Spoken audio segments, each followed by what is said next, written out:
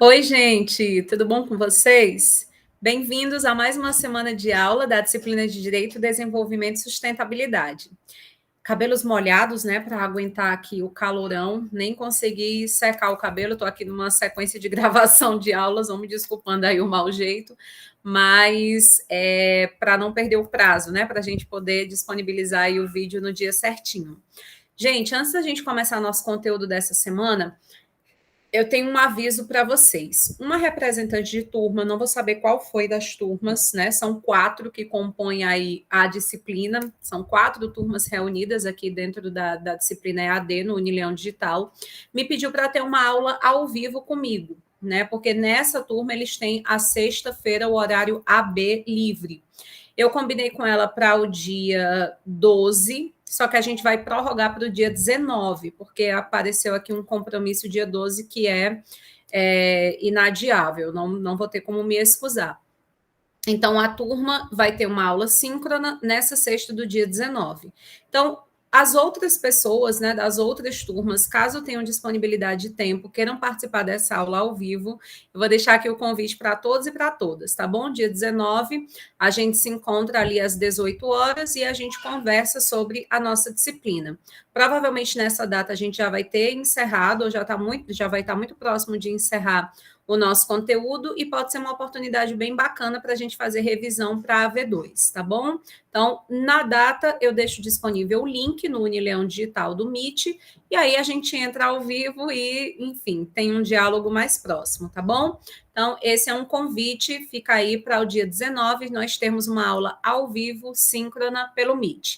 Obviamente não terá frequência, obviamente não é obrigatória, obviamente ninguém vai ser prejudicado se não conseguir estar ao vivo, porque eu vou gravar e disponibilizar no Unileão Digital, como acontece toda semana, né, com as nossas aulas. Então, fica aí o convite, a turma procurou, eu achei legal, achei bacana, e vou ficar feliz, né, com o máximo de pessoas possível que eu conseguir conhecer nesse dia ao vivo. Tá bom? Dia 19, 18 horas, link do Google Meet vai ficar disponível na data para vocês no Unileão Digital.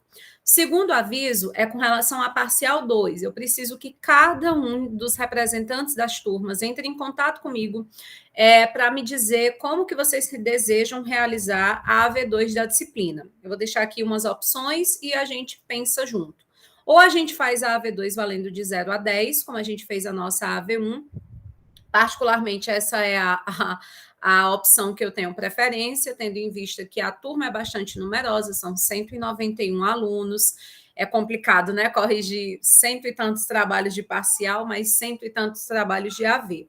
No entanto, se vocês preferirem, se vocês quiserem fazer uma atividade parcial, eu havia previsto, gente, a realização de palestras, e vocês assistiriam a essas palestras e aí fariam relatórios das palestras. Isso seria enviado como nota de parcial.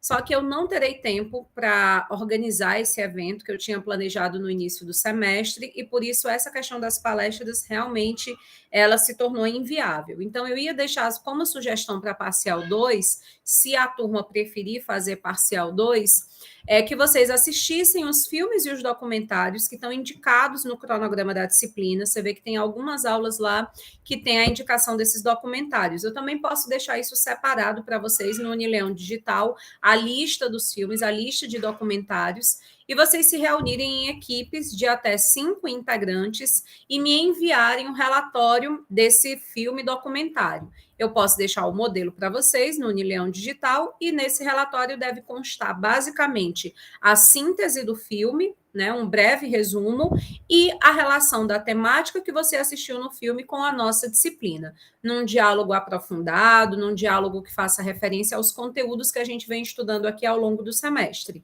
E aí, nesse caso, a AVP2 valeria 3 pontos e a AV2 valeria os 7 pontos.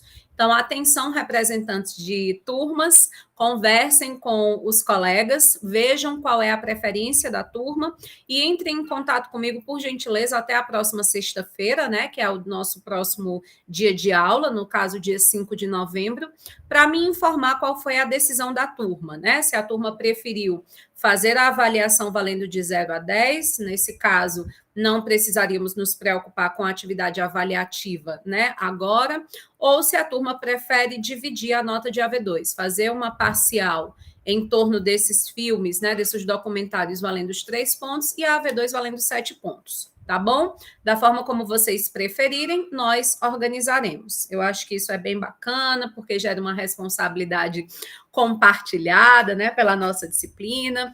É engraçado, né, que a gente diz assim, queremos formar profissionais autônomos, protagonistas, criativos, mas para a gente fazer isso, a gente precisa exercitar, né, o nosso poder de escolha, sermos protagonistas, decidirmos questões, e aí eu acho que é importante, né? Joguei a bola para vocês, para que vocês tomem aí as rédeas dessa decisão.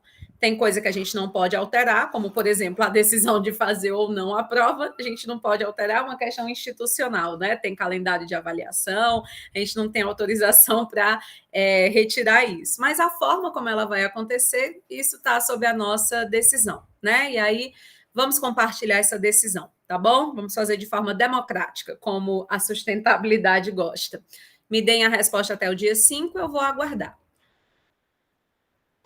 Sobre nosso conteúdo, quem está acompanhando o nosso cronograma de disciplinas deve estar vendo que nós estamos terminando, graças a Deus, com um prazo muito bacana, né?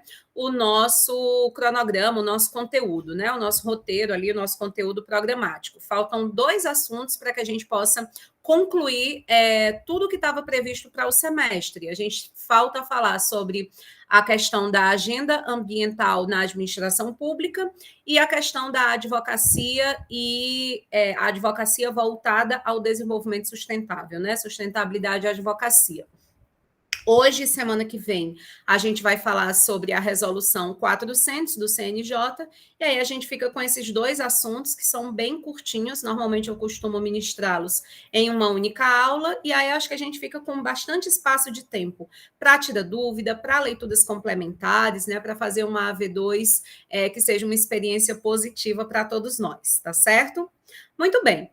Falando sobre o conteúdo de hoje, gente, essa resolução 400 do CNJ, ela é novíssima, ela é atualíssima. Para você ter noção, ela é de junho de 2021. Então, é literalmente, né, um conteúdo de um dia desses. E aí, basicamente, quando a gente fala sobre essa resolução 400 do CNJ, a gente está falando sobre o quê? Não é sobre lei, né? A gente está falando sobre um ato administrativo, o próprio nome está dizendo, é uma resolução. Só que ela é uma resolução extremamente importante, muito significativa para o desenvolvimento sustentável no Brasil, porque esta resolução ela firma o compromisso do Poder Judiciário em promover a sustentabilidade. Então, respondendo aquelas dúvidas, sabe? Aquela coisa que às vezes a gente vê a matriz do curso, talvez no primeiro semestre, chega assim, para que negócio sustentabilidade, o que é que tem a ver? Filho, tem a ver que no século XXI, todas as discussões no âmbito político, acadêmico, né, elas estão girando em torno dessa temática da sustentabilidade. Então, não é algo que o direito ele possa se eximir. Não é algo que o jurista contemporâneo ele possa ter a liberdade, a tranquilidade de afirmar eu não me interesso por isso, isso não é relevante. Não podemos, porque o próprio Poder Judiciário assume a sustentabilidade como um valor imprescindível ao desenvolvimento das suas funções. É interessante dizer que essa resolução 400, ela não é a primeira a tratar dessa questão. A primeira resolução que tratou dessa questão foi a resolução número 201 de 2015. Né? Então, desde 2015, também bastante recente, que o Poder Judiciário publicamente assumiu esse compromisso com a sociedade de capitanear, de dar exemplo, de promover ações sustentáveis. Né? O Poder Judiciário se compromete a ser sustentável. E aí, eu vou fazer aqui uma aula meio que comparativa entre essas 2 resoluções, né? Entre esta um pouquinho menos atual, que foi a de 2015, que se encontra revogada, e a 400, né, a resolução atual. Comparando os 2 documentos, a gente pode chegar a algumas situações de similaridade. O que é que elas têm de similares? No que é que elas se aproximam? tanto a resolução 201 de 2015 quanto a resolução 400 de 2021, elas não trazem novidades, elas não criam coisas dentro do judiciário nunca antes imaginadas, né? Nunca antes na história desse país. Muito pelo contrário, é quase como se essas duas resoluções elas cumprissem o papel de um compêndio, de um resumo, de uma síntese de várias ações sustentáveis que já eram realizadas pelo judiciário, mas eram realizadas de forma esparsa. Elas não estavam organizadas dentro de uma política. Porque o que é que essas resoluções sobre sustentabilidade, elas fazem com o Poder Judiciário? Elas criam uma política, né, para que o judiciário promova ações sustentáveis, né, projetos sustentáveis.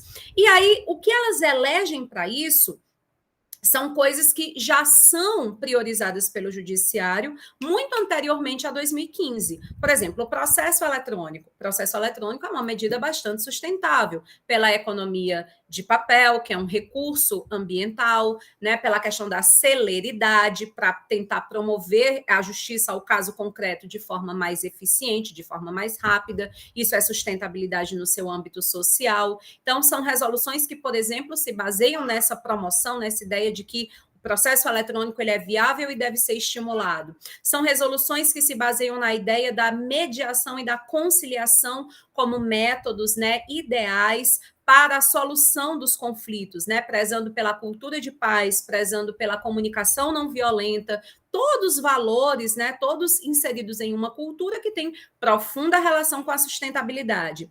Ambas as resoluções estão amparadas no artigo 225 da Constituição Federal, que garante o meio ambiente ecologicamente equilibrado, né, que deve ser protegido, que é de todos, que é um direito difuso e que deve ser garantido, né, como protegido e preservado para as atuais e para as futuras gerações. Todas elas, as duas resoluções, estão baseadas no artigo 170 da Constituição Federal, na ideia de que é necessário promover o desenvolvimento econômico, só que esse desenvolvimento ele deve ter por base o respeito aos limites dos recursos naturais, havendo essa ideia, portanto, de que não é apenas o desenvolvimento econômico, mas é um desenvolvimento do tipo sustentável. Então, quando a gente olha para essas duas resoluções, a anterior que está revogada, a atual, nós vemos que não há novidade por parte do judiciário, não foi criado nada novo,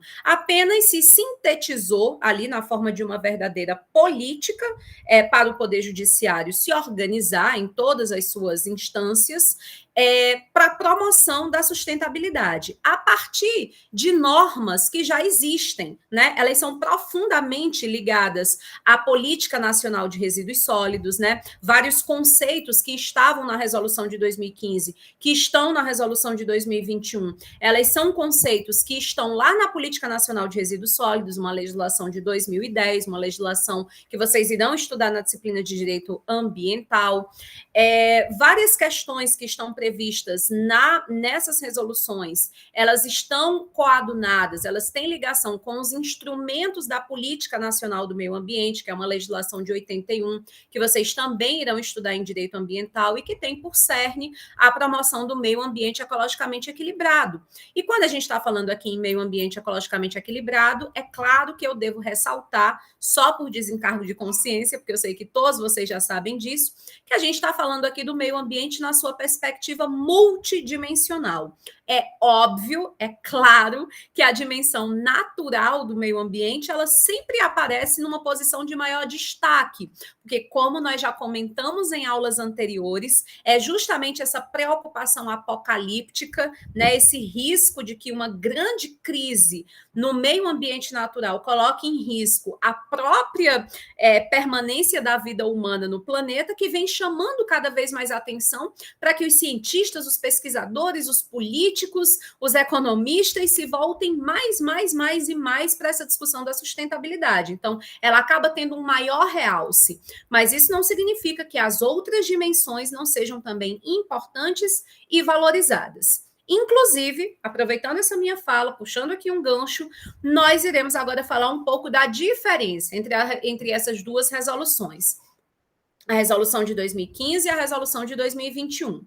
Ambas têm o mesmo papel, né, que é tratar da sustentabilidade no Poder Judiciário. O Poder Judiciário declara, afirma como um valor precípuo para o seu funcionamento a promoção da sustentabilidade, muito dentro daquela ideia que eu conversei com vocês na aula de licitação sustentável, que é a ideia do efeito espelho, né? É o judiciário buscando dar exemplo à sociedade, é um dos poderes que goza de maior prestígio, né? Que tem grande responsabilidade para a promoção de justiça social, assumindo publicamente o compromisso com a sustentabilidade, justamente com o intuito de incentivar, de servir de exemplo, de servir de espelho para que a sociedade se atente a essa temática e adote, assim como esse poder está adotando, práticas de sustentabilidade, ações voltadas ao desenvolvimento sustentável.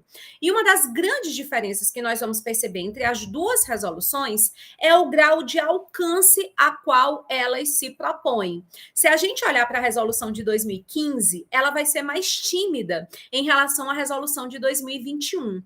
A resolução de 2015, ela se propunha a promover o desenvolvimento sustentável, né? O judiciário se comprometia a promover o desenvolvimento sustentável apenas no âmbito de 3 dimensões: a social, a econômica e a ambiental.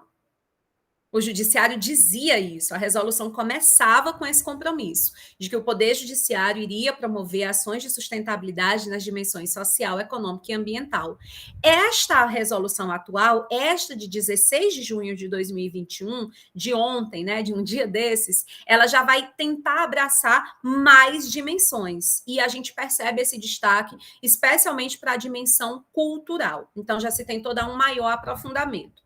Existem também diferenças terminológicas, e aí eu chamo a atenção dos concurseiros e concurseiras de plantão. Porque é óbvio, é claro como a luz do dia, que eles vão tentar confundir a cabeça dos candidatos com relação a isso. Por exemplo, a resolução de 2015, ela usava a terminologia de núcleo socioambiental, que é esse núcleo composto por alguns servidores lá da vara ou do tribunal, que vão ser aqueles servidores que vão ter uma função precípua de pensar as ações de sustentabilidade que vão ser realizadas dentro daquela vara, dentro daquele tribunal, enfim, dentro daquele órgão do judiciário. A resolução de 2021 mudou o nome, né, de núcleo socioambiental para núcleo de sustentabilidade, né? Eu penso que justamente para a gente tirar mais de foco essa coisa ambiental, porque embora a gente saiba, nós aqui, né, que estamos no ensino superior, que somos privilegiados, que temos uma gama de informações mais profundas do que a galera do senso comum, que não tem entrada nesse espaço acadêmico, nós sabemos que ambiental não diz respeito apenas a meio ambiente natural. Mas a galera no senso comum, boa parte da sociedade, não tem essa compreensão. E aí, quando se fala em núcleo socioambiental, talvez as pessoas acabem pensando que são ações voltadas apenas para a promoção do meio ambiente natural. Então, penso que essa mudança terminológica, né, vai ter uma profunda relação com a ideia de que o núcleo de sustentabilidade, para deixar bem claro que sustentabilidade não está ligada apenas ao meio ambiente natural. Eu não sei se eu já dei esse exemplo para vocês ou se foi para a minha turma de direito ambiental. Se eu já dei, vocês vão me permitir a repetição. É muita turma, é muita gente, pode ser que eu esteja aqui me repetindo. Mas eu achei esse exemplo assim muito contundente da situação. Eu tenho uma grande amiga que é servidora pública no DEPEN, lá em Brasília. E ela me contando que lá no DEPEN se criou um núcleo voltado para a promoção de ações de sustentabilidade, né? O DEPEN se comprometendo com essa questão da sustentabilidade. E aí ela foi convidada para compor essa comissão, esse grupo e tal, e ela dizendo que propôs ações voltadas à ginástica laboral, voltadas a atividades de reiki, de acompanhamento psicológico para os servidores e tal, e coisa nessa vibe da sustentabilidade nas organizações, né? Que é bem famosinha, bem discutida pela galera que faz a administração, a galera do Chiavenato e tudo mais. E aí ela disse que quando levou ao debate, né, quando levou para o grupo, inclusive a pessoa que presidia a comissão achou aquilo ali um absurdo, achou totalmente errado, achou que ela não entendia patavina nenhuma de sustentabilidade, porque o que é que tem a ver falar sobre isso e sustentabilidade, né? E ela dizendo que, gente, mas sustentabilidade tem tudo a ver com qualidade de vida. O paradigma está se propondo a promover qualidade de vida para as atuais e para as futuras gerações. Então, qualidade de vida no trabalho, um ambiente de trabalho que é bom, que promove saúde mental, saúde física, isso é sustentável. E ela foi voto vencido, né? No documento lá que eles aprovaram, não sei se foi uma resolução, não sei que tipo de ato administrativo foi, mas, enfim, ela disse que foram somente ações voltadas para a coisa do meio ambiente natural. Eliminar a compra de copos descartáveis, todo mundo agora vai ter que levar sua caneca para tomar café, sua garrafinha, ações para reciclar o material que é reciclável, e pronto, e parou por aí. Então, eu fico pensando que o CNJ foi muito feliz, né, em trazer mais uma vez o aprofundamento da discussão, pensando em outras dimensões, para além da dimensão econômica, ambiental e social, porque eu acho que essas já estão bastante conhecidas, né, já são mais tranquilas, digamos assim, das pessoas reconhecerem a importância. Então, há esse aprofundamento, especialmente voltado para a dimensão cultural, e acho que foi ótimo também essa mudança terminológica da gente tirar o núcleo socioambiental e chamar isso de núcleo de sustentabilidade. Vão existir outras mudanças terminológicas, eu acho que vocês são felizardos e felizardas, se eu estiver falando aqui não com concurseiro e concurseira, porque quem já era concurseiro, quem já fazia concurso de repente para técnico, analista, né, de tribunal, provavelmente já estudou, se não a resolução 201, estudou o plano de logística sustentável daquele tribunal, e aí já deve estar bem memorizado lá na sua cabeça os conceitos, que eram justamente os conceitos.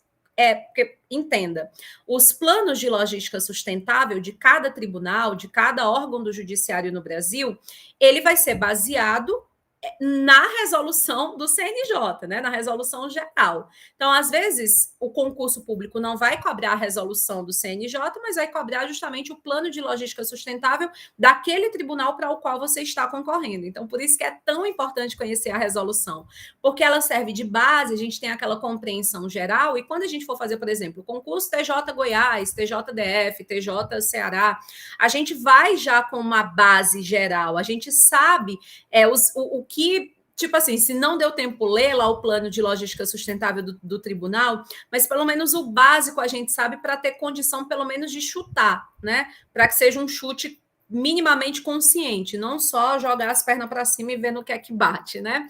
Então, conhecer essas resoluções, a resolução, no caso agora a 400, né? A 201 está revogada, é fundamental porque você está conhecendo a base, né? Me desculpa, a partir da qual os tribunais vão elaborar os seus planos de logística sustentável, que esses planos de logística sustentável são conteúdo obrigatório, né, que vai ser cobrado lá no âmbito das provas objetivas para o acesso ao Poder Judiciário. Então, quem vai fazer concurso para acesso de cargo ao Poder Judiciário, essa discussão sobre sustentabilidade, ela é inevitável, por força da resolução. Então, como dizia, para quem já estudava para concurso, de repente já conhecia a resolução 201, vou te chamar a atenção para que você memorize essa resolução atual, né? Eu vou esmiuçar, eu vou pegar ela, eu vou espremer ela aqui artigo por artigo para a gente trabalhar, por isso que eu vou dividir esse conteúdo em duas aulas, a de hoje e a da semana que vem. Essa de hoje tem mais esse caráter mesmo de fazer um embasamento histórico, né? Esse comparativo com a legislação, com a resolução anterior, conhecer o embasamento normativo que ela tem, né? Que eu já citei para vocês, especialmente a Constituição Federal de 88, nos artigos 225, 170, a legislação que disciplina mediação, conciliação, processo eletrônico, essa questão toda. E aí, na aula da semana que vem, a gente vai esmiuçar realmente os artigos, os conceitos que estão ali. Então, para vocês que já conheciam, que já tinham conceitos memorizados, atenção, porque houve algumas mudanças terminológicas, né? Por exemplo, na resolução passada, nós falávamos sobre as práticas de racionalização e práticas de sustentabilidade. Nessa atual, a gente só vai ter as práticas de racionalização, enfim, né, detalhes assim que a gente precisa ficar atento. Mas se você nunca tinha estudado, então melhor ainda, porque você já está pegando o conteúdo atualizado, né?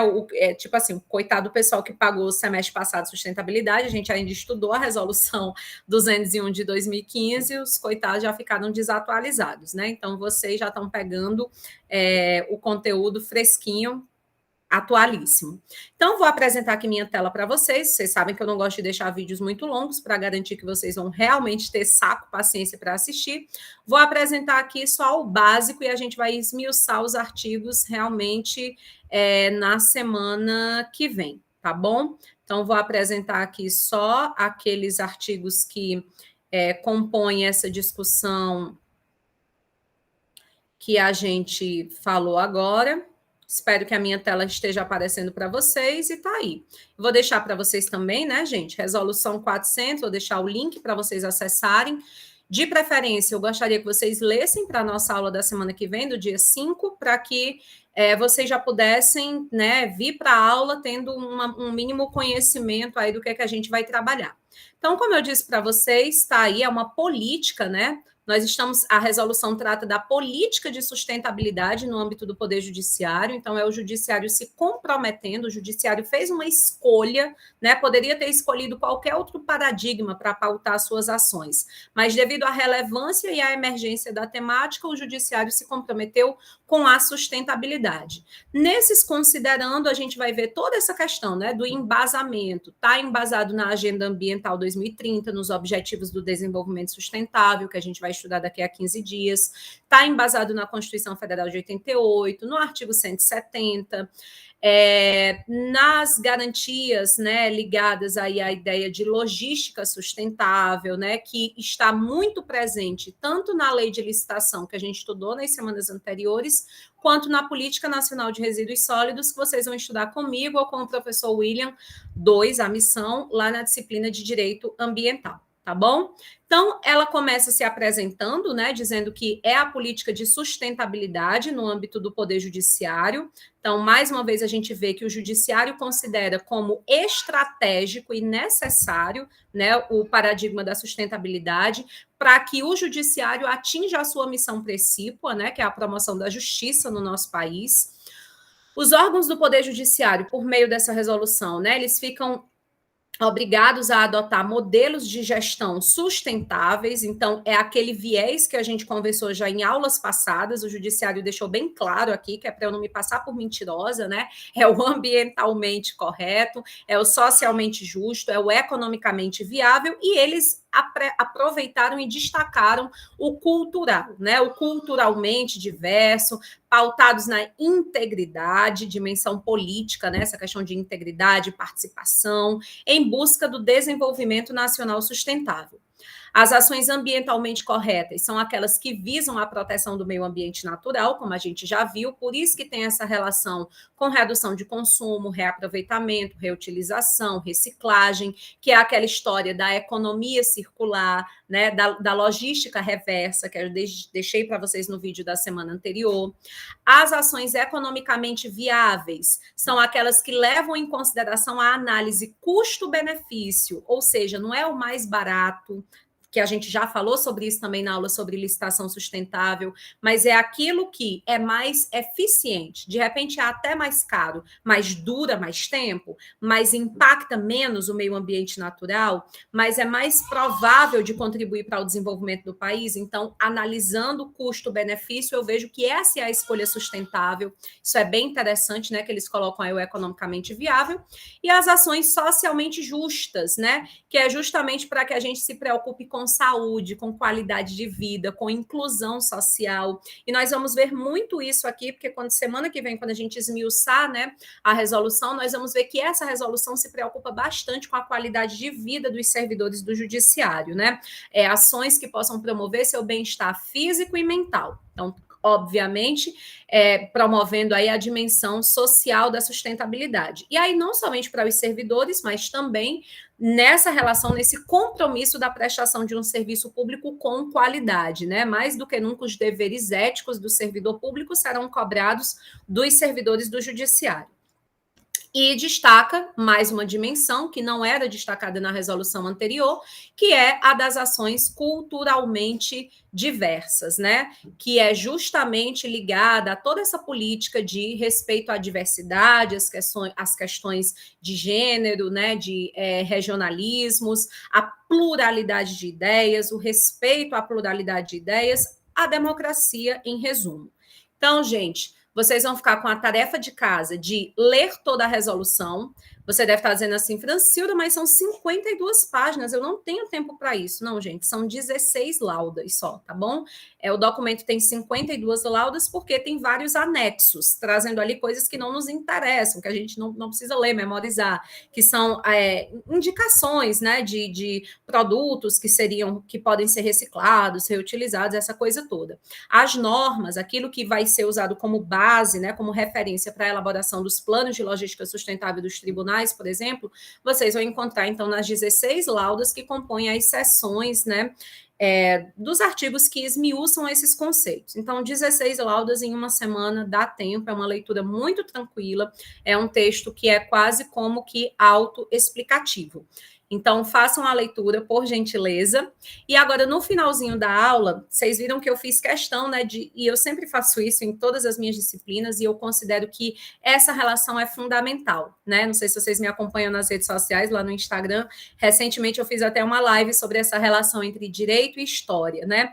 As normas não surgem fruto do acaso. Não é coincidência, não é vala, minha gente, que coisa, né? Em 1987, a gente não tinha o judiciário como a política de sustentabilidade, mas agora, em 2021, a gente tem. Caiu do céu. De repente, o judiciário achou que isso era importante. Claro que não, né? Assim como essa resolução e assim como todas as nossas legislações, existe ali um contexto histórico, existe ali uma construção de lutas, né, que a história nos ajuda a compreender e que tornam até o nosso aprendizado dessa legislação e desse direito algo que faz muito mais sentido, porque a gente entende que aquilo ali tem uma origem, tem uma relação de poder, está vinculado a determinados grupos, a gente consegue fazer uma avaliação crítica se de fato é algo que pode ser positivo, pode contribuir com os fundamentos sobre os quais a nação está alicerçada ou não. Então, essa minha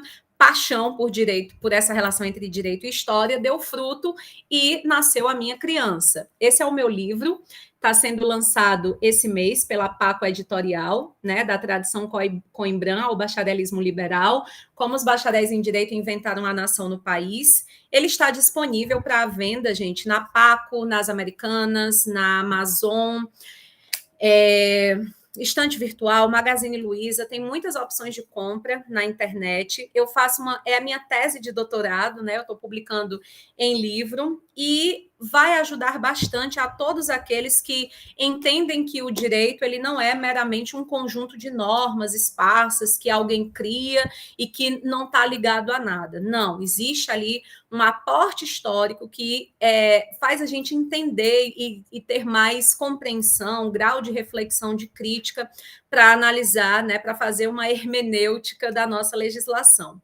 Então, basicamente, o livro trata sobre a figura dos bacharéis em direito do século XIX, como eles foram personagens preponderantes, personagens primordiais para o processo de independência do país e como, em alguma medida, eles são responsáveis, e aí, no caso, nós, né, do direito, somos responsáveis pelo país que nós temos, né, com as características que ele tem. E sou suspeita a falar, mas acho que é uma leitura interessante, pode interessar não somente a quem é do direito, mas também de todas as outras áreas, todo mundo que se interessa por história do Brasil, né, quer entender um pouco mais sobre como se deu a construção histórica do nosso país. As minhas fontes foram pesquisadas, boa parte delas, no arquivo da Faculdade de Direito de Recife, outra parte no arquivo da Faculdade de Direito de Coimbra. Estive presencialmente nos dois lugares para poder, com segurança, trazer dados que realmente não é achismo, não é a minha opinião, mas é aquilo que a história, né, por meio das suas fontes, nos revela. E gostaria muitíssimo de contar com a presença de vocês. Nós vamos ter 2 eventos de lançamento. Um vai ser presencial, no dia 26 de novembro, e o outro vai ser remoto, no dia 18 de novembro. tá bom? Nas próximas aulas, nas próximas semanas, eu vou deixar mais detalhes de horário, essa coisa toda, porque a gente ainda está fechando. E quem puder comprar, quem puder compartilhar, eu vou ficar muito feliz, porque é o resultado de anos de estudo, anos de pesquisa, anos de investimento. Nós não vivemos em um país que incentiva as pessoas a serem pesquisadoras, e aí é uma conquista muito grande, e seria muito bom, né, se a gente pudesse ter aí um resultado frutífero de todo esse trabalho. Então, deixo aí a indicação para vocês e espero encontrá-los e encontrá-las todas bem na semana que vem, quando a gente se encontra novamente. Abraço, pessoal. Tudo de bom, até mais.